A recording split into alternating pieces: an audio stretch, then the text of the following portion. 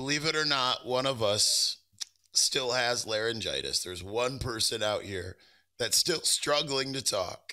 I don't know who it is, but nonetheless, we're going to talk about some Michigan Wolverines. I'm bringing on a special guest, so you don't have to hear this the whole time. Wolverine.com's Clayton Sayfie joins us here on this Monday episode as we look back at what went wrong against Illinois, as Michigan is set to host Michigan State for a big rivalry game. We'll talk about it on this episode of Locked On Wolverines.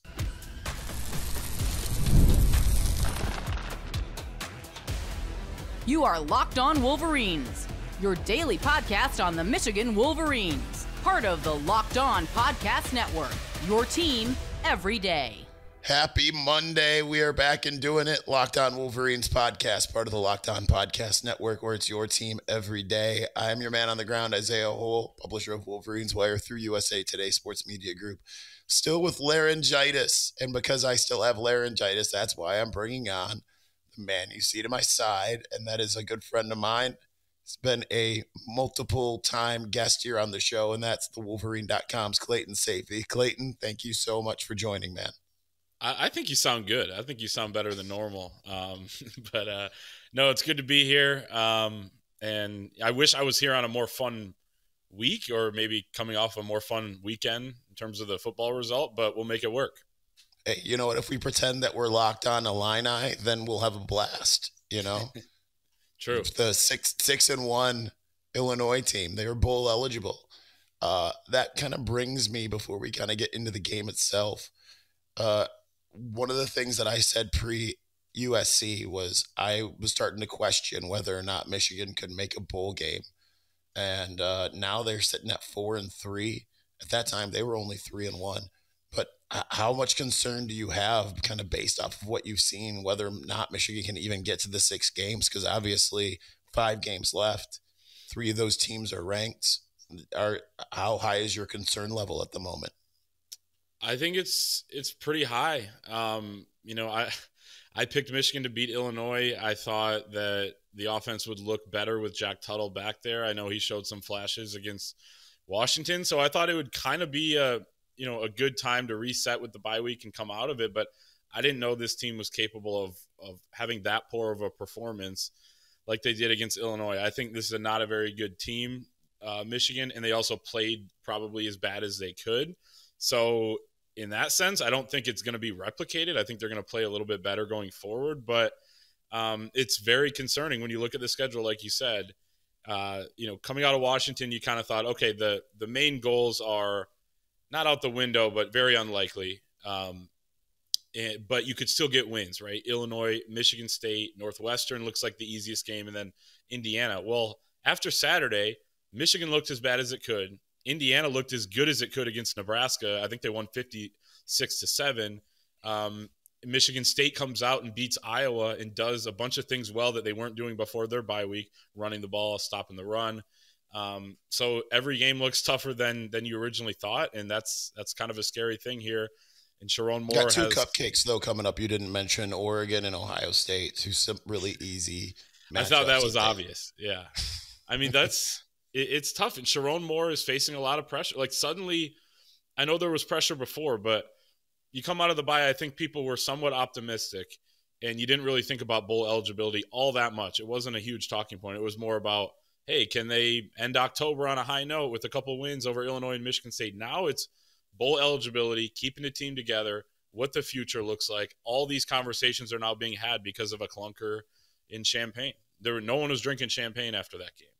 If you were in maize and blue, it was bad. No, not if you were maize and blue. Then again, back in the days before I was allergic to alcohol, when I lived in Los Angeles, I used to lean into the arrogant Michigan fan thing. And keep in mind, I lived out there during the Rich Rod and Brady Hoke years. So anytime I had people over to watch Michigan games, I would exclusively serve champagne.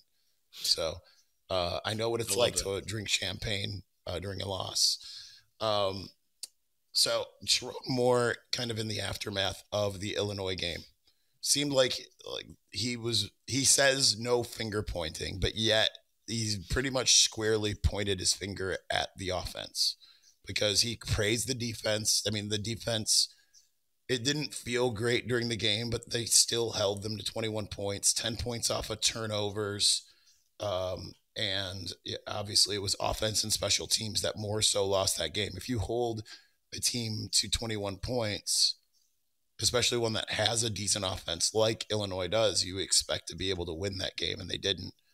And now the Sharon Moore is being non-committal about the quarterback situation. Kind of how do you evaluate like where Michigan goes from here, and what do you think is the best kind of course of action for the Wolverines to be able to take on these last 5 games? Yeah, I mean, it's hard to say because you kind of thought that, okay, Jack Tuttle was hurt in the first several games. Now he's healthy. He was the plan going in. Let's say in the summer they thought most likely he would win the job in fall camp, but then he didn't. Okay, now you got your guy back. You have 2 losses. You can improve. Jack Tuttle didn't look much better than what we saw from Michigan at quarterback in the first several games. And really some of what Davis Warren did, I thought, because they run a similar offense with Davis Warren and Jack Tuttle, given their skill sets, it was better than what we saw from Jack Tuttle. And Tuttle came in confident against Washington, but he started this game pretty skittish against Illinois. He was panicky back there in the pocket. He was kind of, there were a couple times where he kind of like jumped up and down and then, kept scrambling around. And so that was concerning. The turnovers are a huge issue. You have 15 on the season already. So I think, when he says no finger pointing, I think he means more, hey, we can't be like, it's this coach's fault or it's that player's fault. It's no, we all need to collectively and come together and realize what the problems are. And the problem is the offense. The problem on Saturday was the special teams. When you have a bad offense like Michigan does, statistically and otherwise, you're going to have to win a different way. The defense did its job. Illinois only had 47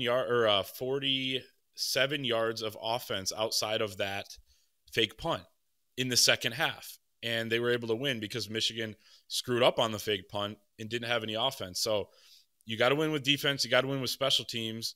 And you got to get enough out of the offense and not turn the ball over. And they're not doing that. They're not using the formula they need to do to win. So do you look at a quarterback change? I think they look at it, but do you waste practice reps during the week getting ready for a huge game against Michigan State by experimenting again?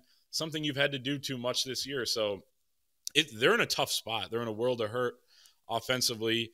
But, and even when they do the things that they can do well, run Kalel Mullings and throw to Colson Loveland, at some point it gets screwed up, right? Then you throw an interception trying to go to Colson Loveland one too many times. So they need more out of this offense. They're going to get Miles Hinton back probably this week, I would imagine, which will help, but they need more than just that. It's they got a lot to figure out. I think one of the things though is that's on Tuttle too, right? Because like Colston was technically open on that play, but Jack Tuttle underthrows him and ends up throwing it right to the defensive back or a linebacker, whoever that was from Illinois that was on him. But if he throws it up to where, that's the type of play that you're kind of accustomed to seeing a quarterback make generally, is throwing it up to where the 6'6" guy can get it over the, 5'11" guy. And he didn't do that. And, there was nothing but end zone paint behind Colston Loveland on that play. I agree. That one was on Tuttle. I didn't mean to say it was on anybody else. And they were throwing back shoulder to the tight ends a lot. It worked to Loveland a couple times. It worked to Hogan Hansen. And then you try it one too many times where they start to realize it's the same thing that happened against Washington, Isaiah, when he was going to Loveland a lot. That's a reliable target. But then he stares him down on the pick. And, a great play is made by the DB. So you can't do only a couple things over and over. Otherwise, defenses eventually figure you out. So I don't know if that means do you have the weapons to do other things? I don't know. Do you just run the ball so you don't turn it over? I don't know. But those are the things I feel like they're facing this week. I have more thoughts on that, and we'll get to those here in just a moment. But before we do, listen, I don't drink, as you all know, but there is a wonderful new product called ZBiotics ZBiotics, rather, pre-alcohol probiotic drink. It's the world's first genetically engineered probiotic. It was invented by PhD scientists to tackle rough mornings after drinking. Here's how it works. When you drink, alcohol gets converted into a toxic byproduct in the gut. It's this byproduct, not dehydration, that's to blame for your rough next day. Pre-alcohol produces an enzyme to break down this byproduct. Just remember to take ZBiotics, your first drink of the night, drink responsibly, and you will feel your best tomorrow. Let me tell you that this would have been an absolute game changer before I started developing my allergy, because it's the type of thing where you can wake up the next day and be productive. You don't lose your entire weekend if you go drinking on a Friday night. So here's how to use it. Step 1, drink the pre-alcohol. For the best results, mix pre-alcohol, your first drink of the night. Step 2, drink responsibly. Pace yourself, hydrate, and get a good night's sleep. Step 3, enjoy tomorrow. Wake up feeling refreshed and take on the day. So go to zbiotics.com/lockedoncollege to learn more and get 15% off your first order when you use Locked On College at checkout. ZBiotics is backed with 100% money back guarantee. So if you're unsatisfied for any reason, they'll refund your money, no questions asked. Remember to head to zbiotics.com/lockedoncollege and use the code lockedoncollege at checkout for 15% off. All right, we're going to continue on here in just a moment. But before we do, Clayton, I know that you, as someone who can see me on video, and anyone who watches on YouTube, you can see on video this wonderful display I have behind me, LED. It's super cool. Well, everyone needs to get something like that for your man cave or your office or your studio, whatever you have. And what that is a team ticker. Team ticker is a one-of-a-kind sports sign for college sports fans. Team ticker is a 1.5 by 2 foot wall sign featuring the Block M logo that has a cool retro-looking LED display. The display is updated daily with fresh content such as a countdown to the next game, schedules, standings, stats, news, all of that stuff. It's super fun, and it's a great way to stay connected with Michigan Wolverines sports. It's a combination of design and function that gives you an entertaining, creative way to display your team pride while providing a unique connection to your favorite team. Whether it's football, men's and women's basketball, Clayton women's basketball media day tomorrow, I know you'll be there. Baseball, soccer, or softball, Team Ticker has you covered. Never miss a game, as the high-tech retro display provides a countdown to the next big game, as well as daily updates to the latest team news, stats, schedules, standings, and much more. Using content control, the content control section of the mobile app allows you to control the sports you see, and the remote control function allows you to jump directly to any section of the content. Each sign is officially licensed, meeting high-quality standards, and is assembled by each is assembled by hand in the United States. Team Ticker is the ultimate addition to your Michigan Wolverine sports collection. Once you hang it on your wall, it's going to be the talk of all of your fellow Michigan fans. If you're looking for that one eye-catching item to showcase your team pride or a gift for that special Wolverines fan, go to teamticker.com and pick up your Team Ticker today. Team Ticker is a one-of-a-kind sports sign. Go to teamticker.com and use the promo code LOCKEDON to receive $50 off of your Team Ticker purchase.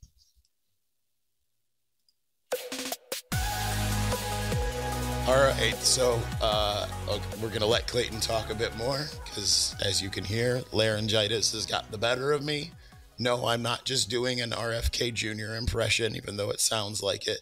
But nonetheless, all right, one thing that I like. What are your thoughts on RFK? I'm not going to share those on a podcast, but one of the things that I did like that Michigan did actually is kind of the point that you went kind of away from in a way, which is that they at least went to Colston Loveland, who is their best receiving target downfield. They went to him often because I feel like one of the things that we have not seen Michigan do this year is play to its strengths offensively. And that, even though they did that, they still somewhat continued to not play to their strengths. They ran Kalel Mullings, but probably not nearly as much as they should have.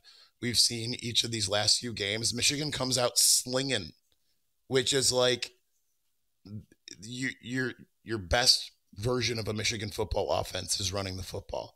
They're throwing it more without having a quarterback that can really throw than they did last year when they had J.J. McCarthy, a first-round pick, as the starting quarterback.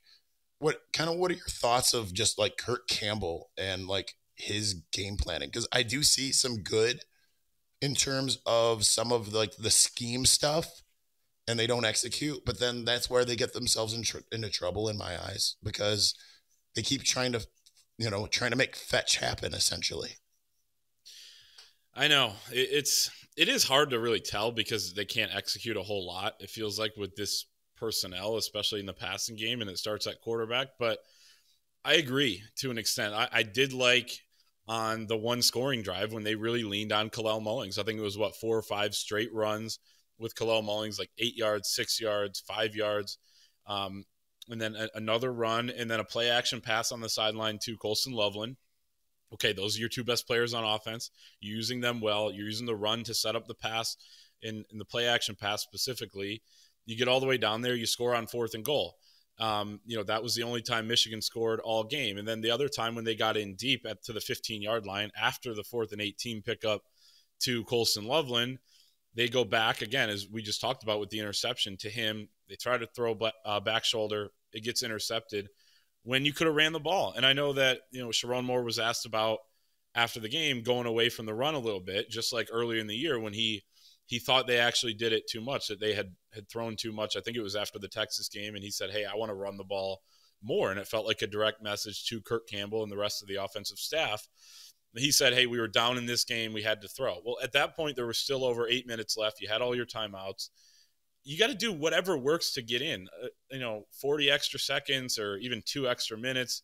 As long as you get in the end zone, that's the goal. And you got to play to your strengths. I thought maybe they should have stuck with the run a little bit more there. But they did get somewhat creative at times in getting the ball to Colson Loveland. They mixed it up on one of those third downs in the second half where they ran to Kalel Mullings. So I think they're doing it more in terms of playing to those 2 guys and what they do well. But here's the thing. I think Sharon Moore would have ran it more towards the end of the game. I know the last couple possessions you couldn't, but before that, if he was the play caller like he was last season, Michigan has always run the football, and it almost felt like under Jim Harbaugh, they would do it to a fault, even if they're down. And then, hey, if it's working and you score a couple times and you run out of time, so be it. But at least you scored and you did everything you could to get in, because this team's not good enough to throw over and over without having an interception. You could almost feel it. Like my brother texted me before the back shoulder interception from Jack Tuttle. He said he's going to throw a pick here, because you can just kind of sense it when they're in those drives. At some point, someone's going to force a ball in, no matter who the quarterback's been this year, and there's going to be a mistake. So it's tough to assess. I mean, you said it there, like it's just so much going on, I feel like, but I do think that they did it a little bit better at that in this last game, but you got to play to your strengths. I think, like you mentioned, that last drive, I think the thing is like, why not run the football? Because it wasn't like it took them 2 minutes to get their first down as it was, right? It wasn't like, okay, they're, we have to pass because we don't have the time to run. It still took them, because they still play at such a slow pace. And they don't have explosive plays. Yeah. Yeah. It still took them all that time. And it's like, there's no sense of urgency for the offense. It's like the offense cannot be urgent. Now, what do you think? Because this is what I think should happen. And you and I have been at odds about this anyway. But this is one of the reasons why I really liked when Alex Orji was the quarterback. And that's where I would move again. I would go back to Orji. If for no other reason, then it essentially somewhat hamstrings the offense to the point where they have to go to their strengths. Like they absolutely have to. Like if they're going to throw the ball, they have to essentially go to Loveland. It forces them to put Donovan and Kalel on the field at the same time. It forces them to run the ball. Where do you think Michigan would go, and how would you feel if they did go back to Alex Orji? I mean, I know we disagree on it. I would go to Davis Warren if I made a move. I just would. I think it seemed like that's what they were. It felt like he was going to be the next guy up. And some of those timeouts late in the game when the quarterbacks throw, he was throwing, and I didn't see Alex Orji throwing. So I think if they did make a move, it would have been him. We'll see how this week of practice goes, because it seems like it's kind of wide open at this point. But I don't know that that's the move, man. I mean, I think that when you look at this offense, hamstringing it further just, creates a bigger issue. I do think that they have struggled with this, though, to your point, where now you have Jack Tuttle. You kind of trust him, a decent amount. Still not, of course, to the extent that you had with JJ last year. But so then they're willing to take a few more chances, and then it doesn't work, right? With Alex Orji, they weren't really willing to do that because I think they understood that he's not as accurate as the other two guys. So they did hamstring themselves. They turned it over less. And really, they won the USC game because they didn't turn the football over and they got a pick six. So to that extent, maybe you just play it a little bit more safe with Jack Tuttle. But I asked Sharon more about this today because it's like, what's the balance between, hey, we don't want to turn it over, but you still have to take some sort of risks. And Anthony Broom, our good friend, my coworker, said it on our podcast last week. Shout out to the pod. He said, well, yeah, you'll never get hit by a car if you never leave the house, So at some point there's got to be a balance there. I don't know what that is. I don't know that if, that you really trust any of these guys out there, but I think it's Jack Tuttle and Warren that give you the best chance. Just because I don't think in those bigger downs, Alex Orji has the arm right now to, and again, he can get better, but to complete some of those passes that you simply have to be able to complete. But one way or the other, they've inhibited any kind of development for either Warren or Orji, because I think that's the thing is you have to give a guy a chance. I understand going back to Jack Tuttle, but you have to be able to give these guys chances to develop over the course of the season. And one way or the other, we could be looking at like, okay, they're starting to figure it out. Kind of like we're going to talk about Michigan State briefly here in a minute, but because you're starting to see them start to kind of figure out how they can win. Michigan's not in that situation, unfortunately. Last thing on the quarterbacks, though, a conversation that I had with Connor Stallions, who will hopefully be joining the show this week. I have to talk to him about it. But he had said to me around the time that Michigan made the move going to Orji was that all things considered equal, if every player has an equal level of ability, essentially at the quarterback position, you got to go with the youngest guy. And I at this point, I mean, you're a game away from him being in redshirt status. What would you think about the idea of Michigan saying, okay, we're just going to play Jaden Davis at this point because if it's not this week, then next week you can at least, I mean, you don't want him to necessarily get his first start against Oregon, but you got to go with youth at some point. If you're going to essentially have the same results, you might as well get the youngest guy developed instead of the guy that's older than my dad.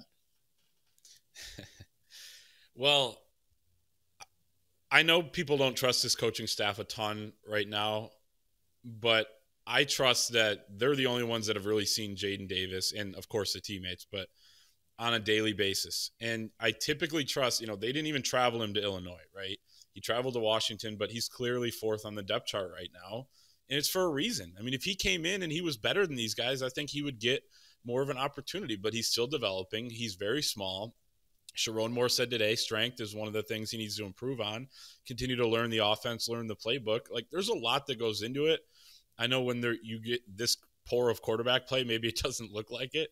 But I think that, to me, the guys that see this guy on a daily basis have told us with their actions that he's not ready yet. And I always push back on this, like, oh, how much worse can it be? It's like things can be worse than they are, even when they're bad. We see that, right? Like it was, Davis Warren to Alex Orji. You might as well put Orji in because how much worse can it get? It wasn't great after that. And then how much worse can it get? You might as well go to Tuttle now that he's healthy. It doesn't look great right now. So it can get worse than it is. And I think putting a freshman in that doesn't seem to be ready would be a bigger part of the problem. So, I mean, you never know, but that's what my eyes tell me with the fact that he was not there in Champaign.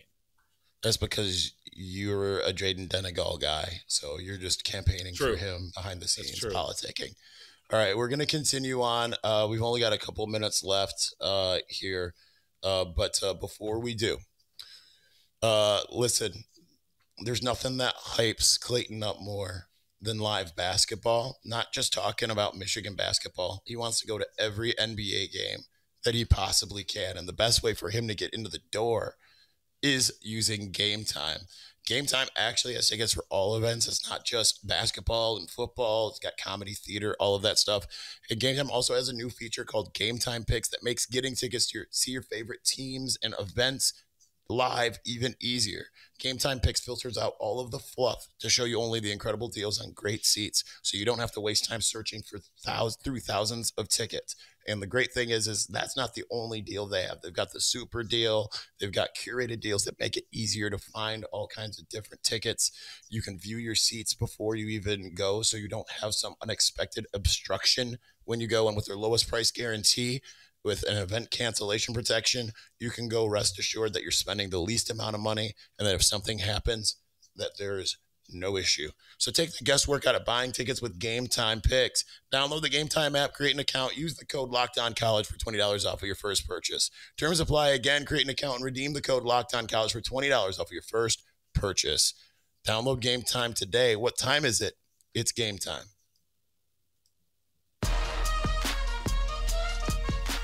All right, Clayton, we've got less than 4 minutes left. If I'm frozen on your screen, don't worry about it. It's not going to be frozen in the actual thing. That's the good news. What I'm saying to you makes no sense to anyone watching. Anyway, Michigan State's coming up here this week. And normally there's a big air about this game for Michigan fans. You know, regardless of having won the last two, you just want to put it on your foot on their throat. Both teams enter 4-3. Both teams have 15 turnovers. MSU's got one more takeaway. They've got 8 compared to Michigan's 7. What is your confidence level going into this type of game? It is at home, nighttime. Those types of things tend to favor. But at the same time, you know how Michigan State is, even with the new look team that they have. So what is your confidence or lack of confidence going into this game? I think it's 50-50 toss-up type of game, which is crazy to say, because if someone would have suggested that in January or February or March or April or before the season or in September, leading in probably to Michigan against Texas, we would have said that's crazy. But Michigan State seems to be getting better. Michigan's trying to figure out what they are as a team still heading into the 8th game. So Michigan State, what they did on Saturday night, which I haven't watched in full yet because we were working there on post-game coverage in the press box. And I will go back and watch it, but it was impressive. They ran the football really well. They had not been able to do that all season long. They stopped the run with Caleb Johnson and Iowa's potent rushing attack. They got after Cade McNamara. They turned him over. So all sorts of good positives for them. They got a bunch of juice coming into this game under the lights at the Big House. It'll play to Michigan's favor, like you said, but they got to play better. They got to get up for this game. They got to be ready to go. As Colson Loveland said the other day, they got to wreck people's seasons now. For Michigan State, their season, bowl game or not, is kind of where their season's going, similar to Michigan right now. But it would wreck their season if you beat them, because their season in years when they're not really competitive at the top of the Big Ten is beating Michigan. So it's going to mean a lot to those guys, despite having a bunch of new faces on Michigan State. And it better mean a lot to these guys in Ann Arbor, too. The unfortunate thing for Michigan is usually when these two teams are relatively even, it's Michigan State that does come out victorious. Michigan is still more talented. Yep. But Michigan's more talented than Illinois. Michigan's more talented than Washington, and it still lost both of those games. Heck, Michigan's more talented than Texas. No, I'm just kidding. They're not more talented than Texas, but nonetheless. All right, that's pretty much all the time that we have. So thank you for saving me a bit, Clayton. I appreciate it, so that we could at least get a show in. And hopefully at some point I can stop this RFK Jr. impression and we'll have a normal show. But anyway, for Clayton Sayfie, check him out over at thewolverine.com. You can follow him at Clayton Sayfie, right? I know your other one's at CSafe24 or something like that. At CSafe23, CSAYF. Yep, on Twitter. I mean, it will be, if you're watching it, it's going to be on the bottom chyron there, but nonetheless. All right, thanks for watching. Thanks for listening. We will talk to you all again on Tuesday. Peace.